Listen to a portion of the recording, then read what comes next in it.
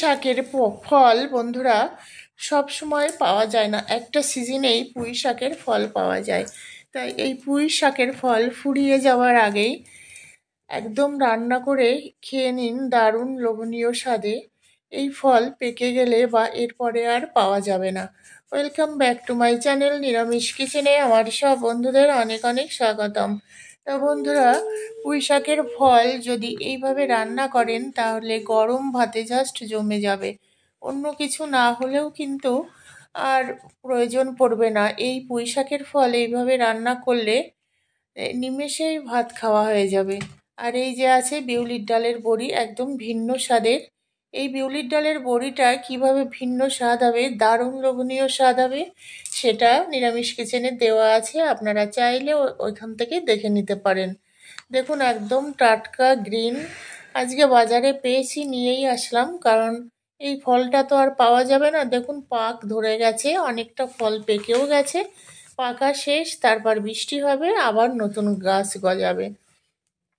তো পুরো ফলটা আমি দিইনি, অনেকটা ফল ছিল, অর্ধেকটা দিয়েছি, কেটে পরিষ্কার করে ধুয়ে নিয়েছি। এখানে আলু আছে, একটা বেগুন, কাঁচা লঙ্কা, টমেটো আর শিম আছে। শিমের এই যে বীজ দিয়েছি, বীজগুলো দারুণ লাগে আমার কাছে খেতে। আর এই যে বিউলির ডালের বড়ি অল্প করে দিয়েছি বন্ধুরা, এই বড়িগুলো দারুণ টেস্ট লাগে। তা পুরো রান্নাটা আমি সর্ষের তেল দিয়েই করব। প্রথমে বড়িগুলো একটু ভেজে নেব লাল লাল করে। আর এই বড়িগুলো এতটা হালকা, এতটা মুচমুচে, খেতেও দারুণ, একদম অন্যরকম স্বাদে, দুরকম স্বাদে এই বড়িটা দিয়েছি। নিরামিষ কিচেনে এই বড়িটা আপলোড করা আছে, আপনাদের সঙ্গে শেয়ার করা আছে, আপনারা ওখান থেকে দেখে নেবেন, দেখবেন এই বড়িগুলি যে রেসিপিতে দেবেন তার রান্নার টেস্টই সম্পূর্ণ বদলে যাবে। মাছের ঝোল বলুন বা নিরামিষ সবজি যেখানেই দিন না কেন, যেটাতেই দিন, দারুণ লাগবে। আর বড়িগুলো দেখুন একদম লাল লাল করে ভাজা হয়ে গেছে। এইবার আমি তুলে নেব বড়িগুলো। আর পুঁই শাকের এই ফলটা দারুণ টেস্ট লাগে খেতে, খুব বেশি তেলের প্রয়োজন নেই। দেখুন অল্প তেল দিয়েই রান্না করব। একটা শুকনো লঙ্কা দিয়ে দিলাম, দিয়ে এবার এর মধ্যে পাঁচফোড়ন দেবো। পাঁচফোড়নটা আমরা সবাই জানি দারুণ একটা ফ্লেভার বেরোয়, এর মধ্যে সর্ষেটা একটু বেশি পরিমাণে দেওয়া আছে। একটা কাঁচা লঙ্কা, একটা শুকনো লঙ্কা দিয়ে দিলাম। এবার প্রথমে আলুটা একটু ভেজে নেব। আলুটা যেহেতু একটু শক্ত সবজি, তাই আলুটা আগে একটু ভালোভাবে নাড়াচাড়া করে নিতে হবে। পরিমাণ মতো নুন দিয়ে দিলাম, নুনটা বুঝে দিতে হবে। একটু নাড়াচাড়া করে এইবার বন্ধুরা একটা মশলা তৈরি করে নিতে হবে। এটা ঢাকা দিয়ে দিলাম, ঢাকা দিয়ে এবার একটা মশলা তৈরি করব। মশলার জন্য সর্ষে দিয়েছি দু রকমের, সাদা সর্ষে আর হলুদ সর্ষে, গোটা জিরে আর কাঁচা লঙ্কা পরিমাণ মতো, একটু নুন দিয়ে দেব, একটু হলুদ দিয়ে দেব, একটু জল দিয়ে দিব, দিয়ে এই মশলাটা আমি শিলেই বেটে নেব, কারণ এইটুকু মশলা তো মিক্সিতে বাটা হবে না। আর এই সর্ষে বাটা দিয়ে কোনো রেসিপি করলে সেটা শিলে বেটে দিলেই তার টেস্ট ভালো হয়।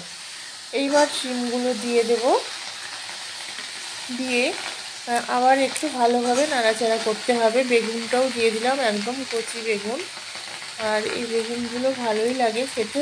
এবার দিয়ে দেবো এই যে পুঁইয়ের ফলটা। ফলগুলো দেখুন বন্ধুরা একদম টাটকা, এটা কিন্তু ভালোভাবে পরিষ্কার করে ধুয়ে আপনারা কেটে নেবেন। একটু পরিমাণ মতো নুন হলুদ এগুলো তো নর্মাল জিনিস দিয়েই দেব, দিয়ে ভালোভাবে নাড়াচাড়া করে ওই গ্যাসের ফ্লেমটা মিডিয়ামে রেখে এই ঢাকা দিয়ে দিয়ে এটাকে কুক করতে হবে। জল দেওয়া যাবে না, ঢাকা দিয়ে যে ভাপটা, মানে যে গরমের যে জলটা বেরোবে, ঘামটা, সেটাতেই কিন্তু সিদ্ধ হয়ে যাবে। এইবারে যে মশলাটা, এটা আমি শিলে বেটে নেব, তার জন্য এখানে একটু জল দিয়ে দিলাম। নুন আর হলুদটা দিলে ফ্লেভারটা ভালো আসে, এটা আমার মায়ের কাছ থেকে শেখা। ছোটোবেলায় এটা দেখেছি, সরষে বাটা দিয়ে কিছু রান্না করলে একটু নুন আর হলুদ দিয়ে বাটতো। তখনকার দিনে তো আর মিক্সার গ্রাইন্ডার ছিল না, শিলেই সব বাটা হতো, শিল পাটাতে বেটেই সব মশলা বেটেই রান্না হতো। এখন তো সময়ের সঙ্গে সঙ্গে সব কিছু এগিয়ে চলেছে, আগে তো অকেশান বাড়িতেও এই শিলে বেটেই রান্না হতো। একটু এই ভেজে রাখা বড়িটা দিয়ে দিলাম। নুন তো আগেই দিয়েছি, এবার পরিমাণ মতো একটু হলুদ দিয়ে ভালোভাবে এটাকে নাড়াচাড়া করব। নাড়াচাড়া করে গ্যাসের ফ্লেমটা এবার একদম লো করে দেব। লো করে দিলে কী হবে, ওই ঘামটা হবে। এইবার যে মশলাটা বেটে রেখেছি, এই মশলার মধ্যে আমি একটু চিনি দিয়ে দেব। যেহেতু চিনিটা পুঁই শাকে দেওয়া হয়নি ফলটায়, এই মশলার মধ্যেই দিয়ে দেবো। আর একটু সর্ষের তেল দেব পরিমাণ মতো। সর্ষের তেল দিলে দারুণ ফ্লেভার আসে, খেতেও দারুণ লাগে। দিয়ে এটাকে একসঙ্গে মিক্সড করে নেব।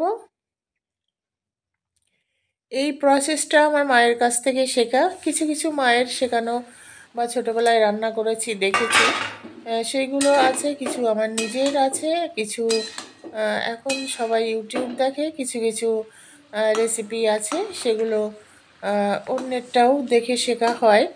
অনেকেই শেয়ার করেন, বিশেষ করে যারা নন বেঙ্গলি আছেন তাদের অনেক রেসিপি আমাদের ভালো লাগে। আর এখন তো মানে খাবার যেমন কারোর মধ্যে সীমাবদ্ধ নেই, সবাই সব কিছু আজকাল খায়, তেমনি কর্মেও তো তেমন কোনো সীমাবদ্ধতা নেই। যে যার মতো যেমন খুশি তেমন কর্ম করে।